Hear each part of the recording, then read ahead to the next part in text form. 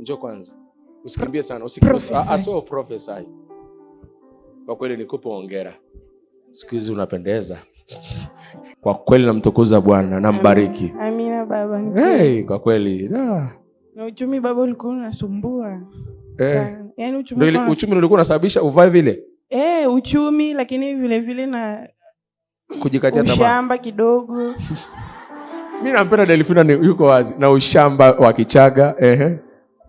Yaani baba kipindi kile kiukweli nilikuwa sina chochote. Yaani nakumbuka CCM ulikuwa unasemaga toa hela za redio. Sasa naangalia pale nakuta msichana umri wangu mpanga mstari. Najiuliza huyu msichana umri wako? Umri wangu. Nasema sasa huyu atakuwa anapata gapi hela jamani? Lakini baba baadaye nikaenda taratibu. Siku hiyo kanitabiria. Ulimuita mtu mwingine ili umpe unabii. Yule mtu akaa kama kazuba. Nikaja mimi na nilikuwa najua hujaniita. Ukaniambia mlango wa biashara kwako umefunguka. Nikashangaa. Sasa mlango wa biashara umefunguka. Afu napatia wapi hata hela mtaji?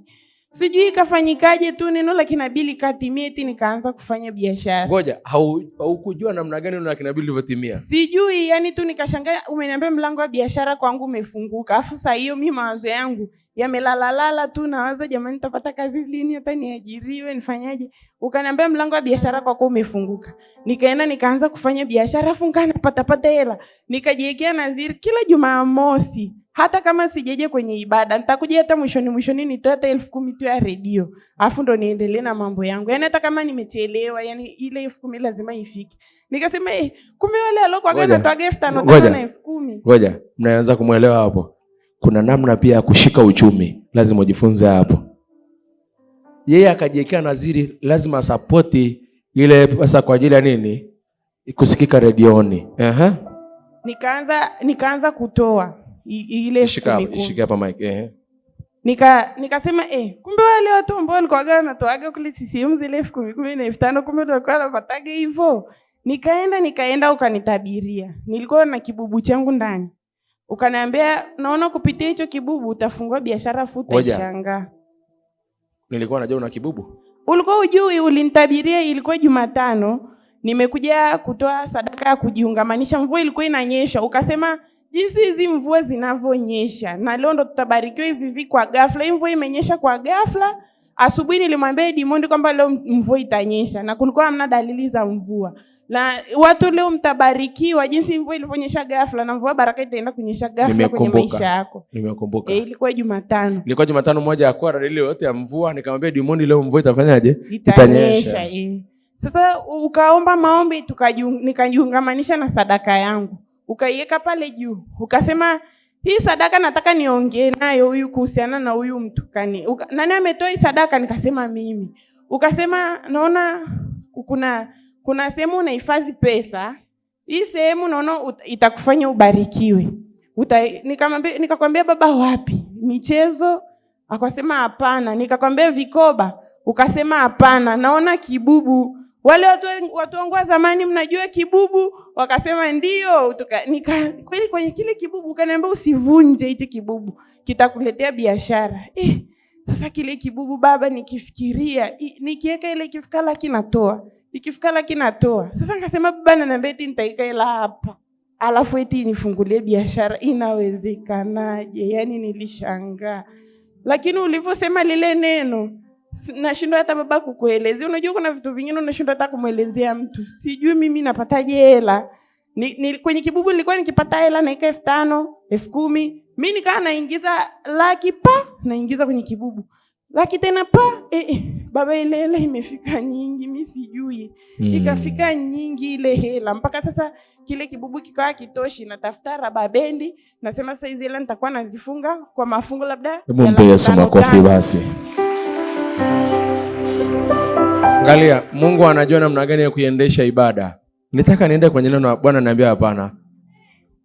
Nikaanza kumbe angalia huyu shuhuda, kuna mtu anainuka hapa leo. Sikiliza, unielewe. Ulituma neno. Ninavyotamka hivi. Hiyo siku mvua ilikuwa inyeshi. Nikamwambia Diamond asubuhi, mvua leo itanyesha. Hakuna dalili yote ya mvua. Kumbe hiyo dalili udada nikatamka neno, mtamka neno akajiunganisha na lile neno. Kama mvua ilivyonyesha, angalia jinsi ninavyotamka neno, unavyopokea kwa imani hapa. Kuna mtu leo na mwingine hapa, hajalishi uchumi wako uko chini sana. Kuna mtu leo uchumi wako unaenda kupanda. Mwemsikia anasema anashangaa watu walivyokuwa kisapoti wao kwa 10,000 na 5,000. Yeye anajiuliza wenye umri kama wakaka wanapata wapi hela? Ni giza totoro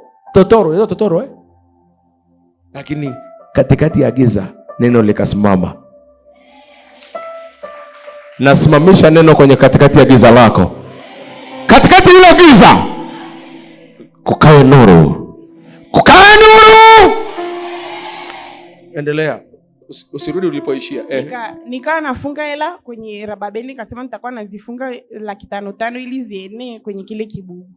Baada ya muda ile hela nikaona kabisa hii hela inafika, mbona kibubu hichi kinatakiwa mbona kivunje? Afu nabii alisema usivunje. Sasa ikafika mwezi wa pili. Ilipofika mwezi wa pili ukasema unaona unakwenda kufungua biashara. Mwaka gani? Mwaka huu mwezi wa pili. Mwaka wote nikakupa unabii. Mwezi wa pili. Jamani, kuna watu Mungu anawapenda. Ngoja, kuna watu Mungu anawapenda. Yaani jamani, hebu roho Bwana kwanza leo aanze kukupendelea na wewe. Amen. Lakini nikwambia kitu kimoja, upendeleo huja kwa imani. Imani yako inaongezeka, upendeleo wa kimungu unafanyika kwa urahisi kwako. Kwa sababu neno likitamka, angalia, kuna watu wengine nikiwatamkia neno, leo neno mpaka litokee sio leo, kwa sababu imani iko wapi? Ipo mbali. Kuna wengine imani ikishafika hatua ikakuwa, unashangaa tu neno moja linatokea. Unabii wa kibubu umenipa mwezi wa 4 mwaka jana. Ukasema usivunje. Mwezi wa pili saa hizi ukaniambia mwaka huu 2026 ukaniambia naona biashara, utaenda kufungua biashara na hii biashara itakupa faida kubwa sana. Sasa hiyo nina mtaji, afu frame sijui frame ni ipi. Mtaji wa kibubu. Mtaji upo kwenye kibubu. Sasa kulingana sawa sana neno la unabii. Sana neno la unabii. La mwaka jana. Nikakaa pale sasa nikasema hapa biashara nafungua wapi? Maana frame ambayo tulionayo mtu kashaichukua. Sasa eti siku hiyo tu kawaida. Yaani ili ujue neno la kinabii linatengenezwa njia lenyewe. Linatengenezewa nini? Njia lenyewe. Mpeni makofi dada. Nyanyua mkono wako, piga makofi yangu. Kwenye eneo letu kuna sehemu maji yanapita. Sasa yakipita kama umeotesha migomba migomba inapelekwa mbali. Mmeonga akasemaje? Yaani hapa najenga msingi mrefu saizi hii. Alafu tuonea maji yanapitia wapi? Akajikuta amejenga tu ule msingi, akanijengea na mimi frame bila kujua, nikapata frame. Mwenye ufahamu anaona kinabii, mpe Yesu makofi na vigelegele basi.